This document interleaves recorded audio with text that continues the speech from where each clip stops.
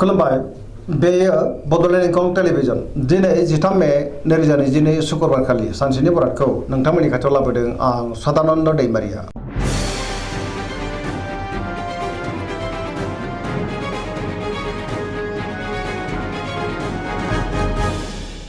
सिगां फरायनो लादों मेष राशि गिबि हांखो अ ल। दिनैनि साना जोबोर मोजां, बयजोंबो फोथायजागोन आरो अनजागोन, जेरावबो देरहासार जागोन। मावनो लानाय खामानिखौ थि समावनो मावफुंनो हागोन, गोसोखौबो दिनै जोबोर गोजोननाय मोनगोन। देहाया मोजाङै थागोन, बहानिफ्रायबा मोजां खौरां फैनोबो हागौ। रांखावरियाव दिनै जोबोर मोजां होनजायो, गोबां धोन आरजिनो हागोन, आयाबो बांगोन। बेफार फालांगियाव जोबोर मोजां मुलाम्फा मोननो हागोन। सोरबा लोगोनिफ्राय थोजासे हेफाजाबखौ मोननो हागोन। न'खराव दिनै बिसि फिसायनि गेजेराव अननानै फैगोन, बिमा बिफानि अननाय आरो बोरखौ मोनगोन, बिदा फंबायजोंबो मोजां सोमोन्दो थागोन। गुबुननि गोसोखौ गोरलैयैनो बोनो हागोन, गोसोनि बोलोआबो बांगोन। समाजावबो दिनै मान मोननो हागोन। लाइमोनफ्रा जोबोर रमान्टिक जागोन आरो गोसोनि साननायखौ फोरमायलायनोबो हागोन। फरायसाफ्रा फरायनायाव गोसो दुंखांगोन आरो मोजां फिथाइ मोनगोन। पजिटिभ एनार्जिनि गोहोमबो गोग्लैगोन।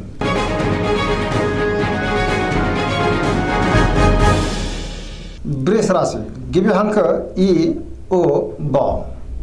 दिनैनि साना जोबोर मोजां, मोनफ्रोमबो बिथिङावनो जाफुंसारगोन। मोजां खाबु फैनोबो हागौ। गोसोखौ दिनै जोबोर गोजोननायबो मोनगोन, गोसोनि बोलोआ बांगोन। मावनो लानाय खामानिखौ थि समावनो आरो गोरलैयैनो मावफुंनो हागोन। रांखावरियाव दिनै जोबोर मोजां होनजायो, गोबां धोन आरजिनोबो हागोन आरो आयाबो बांगोन। बेफार फालांगियाव मोजां मुलाम्फा मोनगोन। न'खराव दिनै बिसि फिसायनि गेजेराव अननानै फैगोन, बिदा फंबायजों मोजां सोमोन्दो थागोन। देहाया मोजाङै थागोन, अब्लाबो नाथाय जानाय लोंनायाव सांग्रां जानांगोन। गुबुननि हेफाजाबखौ मोननो हागोन। जायखि खामानि मावा मानो मोनफ्रोमबो खामानिखौनो दिनै मावफुंलांनो हागोन। लोगोफोरनि अनसायनाय मोनगोन। गोसोनि साननायफ्रा मोगथाङाव जाफुंगोन। पजिटिभ एनार्जिनि गोहोमबो गोग्लैगोन।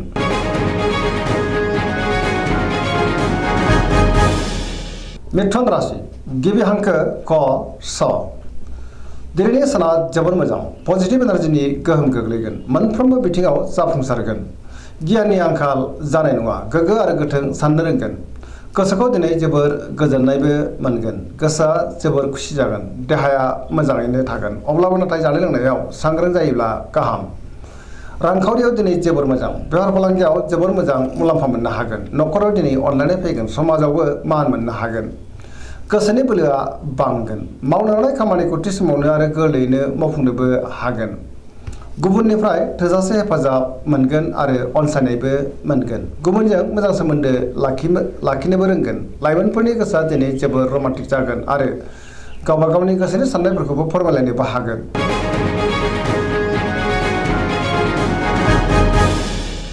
कर्कट राशि गिबि हांखो ड ह।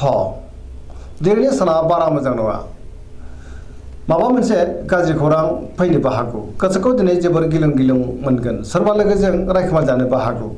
गोसोनि साननायफोरा देबार नांगोन।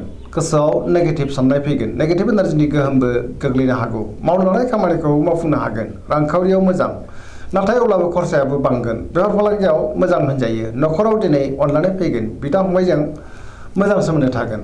समाजाव लोगो लेवा बांगोन। देहाया मोजाङैनो थागोन। न'खराव दिनै बिमा बिफानि अननाय आरो बोरखौबो मोननो हागोन।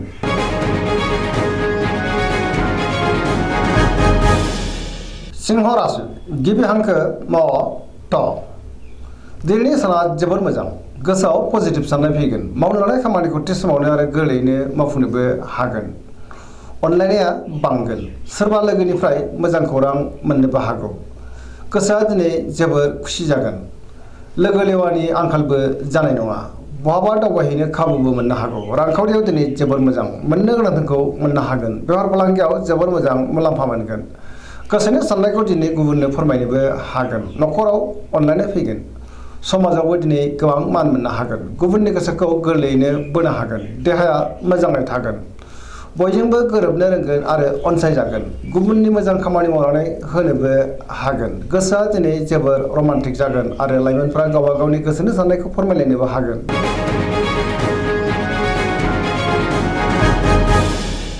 कन्या राशि गिबि हांखो प ट।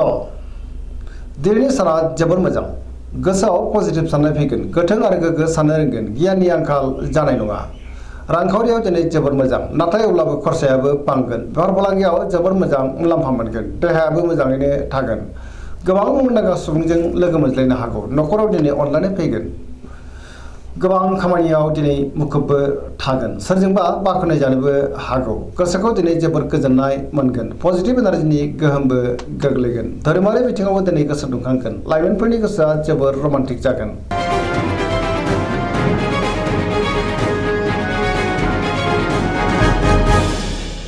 तुला राशि गिबि हांखो र ट दिनैनि साना जोबोर मोजां गोसोनि बोलोआ बांगोन गोसोनि साननाया मोगथाङाव जाफुंगोन मावनो लानाय खामानिखौ थि समावनो मावफुंनोबो हागोन देहायाबो मोजाङै थागोन रांखावरियाव दिनै जोबोर मोजां मोननो गोनांफोरखौ मोननो हागोन न'खराव दिनै बिसि फिसायनि गेजेराव अनलायनाय फैगोन बिदा फंबायजों मोजां सोमोन्दो थागोन समाजावबो दिनै गोबां मान मोननो हागोन बेफार फालांगियाव मोजां मुलाम्फा मोनगोन बहाबा दावबायनो एबा हान्थिनो खाबु मोनगोन गुबुननि गोसोखौ बोनो हागोन लोगोफोरनि हेफाजाबबो मोनगोन गोदान थांखि लानो रोंगोन सेंग्रा सिख्लाफोरनि गोसोआ दिनै जोबोर रमान्टिक जागोन आरो गावबा गावनि गोसोनि साननायफोरखौबो फोरमायलायनोबो हागोन गोसोआव जोबोर गोजोननाय फैगोन पजिटिभ एनार्जिनि गोहोमबो गोग्लैगोन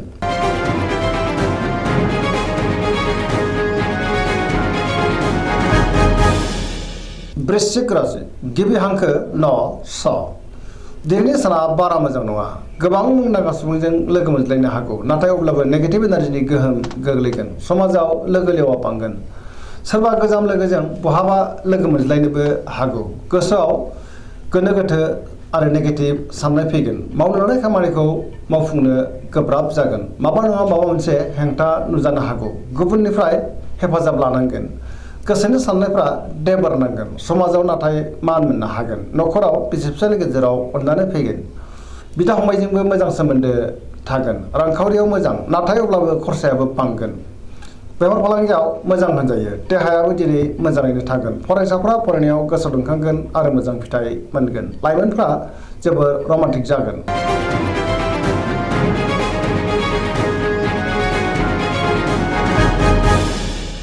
धनु राशि गिबि हांखो ध फ भ दिनैनि साना मोजां आरो गाज्रिनि गेजेरजों बाबेनलांगोन गोसोआव बेले बेजे साननाय फैगोन सोरजोंबा एना एनि जानोबो हागौ मावनो लानाय खामानिखौ थि समावनो आरो गोरलैयैनो मावफुंनो गोब्राब जागोन माबा नङा माबा मोनसे हेंथा फैनो हागौ गोसोनि साननायफ्राबो दिनै देबार नांगोन रांखावरियाव मोजां नाथाय अब्लाबो खरसायाबो बांगोन बेफार फालांगियाव मोजां होनजायो न'खराव दिनै अनलायनाय फैगोन समाजावबो मान मोनगोन बहाबा हान्थिब्ला लामा सामायाव सांग्रां जानांगोन देहाया दिनै बारा मोजां थानाय नङा जानाय लोंनायाव सांग्रां जानांगोन बिदा फंबायनि हेफाजाबखौ मोननो गोब्राब जागोन बहानिफ्रायबा हरखाबै गाज्रि खौरांबो फैनो हागौ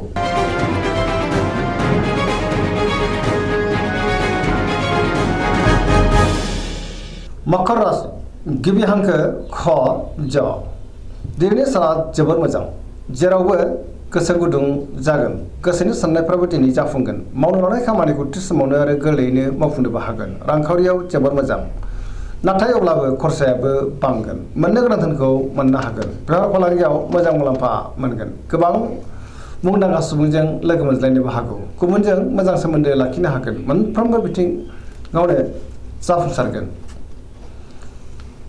गोदान खामानिखौ दिनै आखाइ होजेननोबो हागोन न'खराव बिसि फिसानि गेजेराव अनलायनाय फैगोन बिदा फंबायजों मोजां सोमोन्दो थागोन आरो बिसोरनि हेफाजाबखौ मोनगोन सेंग्रा सिख्लाफ्रा गावबा गावनि गोसोनि साननायखौ फोरमायलायनो हागोन आरो गोसोआ दिनै जोबोर रमान्टिक जागोन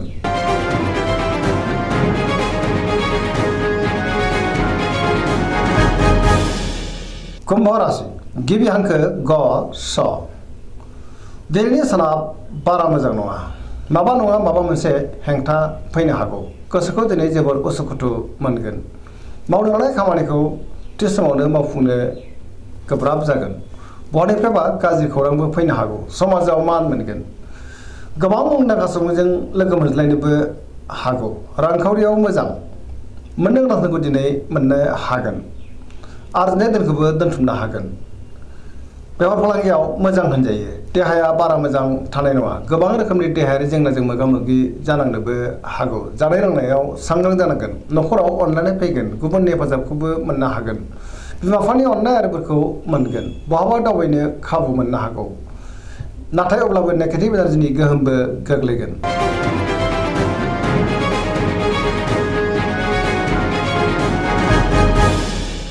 मीन राशि गिबि हांखो ड स।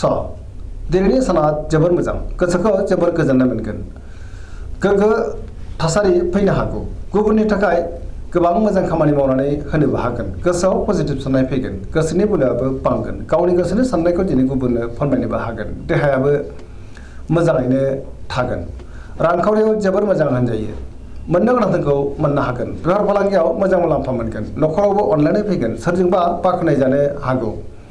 लाइमोनफोरनि गोसोआ दिनै जोबोर रमान्टिक जागोन आरो गावबा गावनि गोसोनि साननायफोरखौबो फोरमायलायनो हागोन, गुबुनजों मोजां सोमोन्दो लाखिनो रोंगोन, फरायसाफ्रा फरायनायाव गोसो दुंखांगोन आरो मोजां फिथाइ मोननोबो हागोन, पजिटिभ एनार्जिनि गोहोमबो गोग्लैगोन। सरासनस्रायै दिनै साना जोबोर मोजां आरो मोजाङैनो बारग'लांगोन। दिनैनि राशि फरायनाया एसेनोसै। जोबनायाव बेखौनो खावलायो जाहाथे नोंथांमोना सानफ्रामबो जोंनि बे बड'लेण्ड इंखं टेलिभिजनखौ नायबाय थायो आरो साबस्क्राइब खालामो, लोगोसे लाइक खालामो आरो शेयार खालामो। एसेनोसै, गोजोन्थों।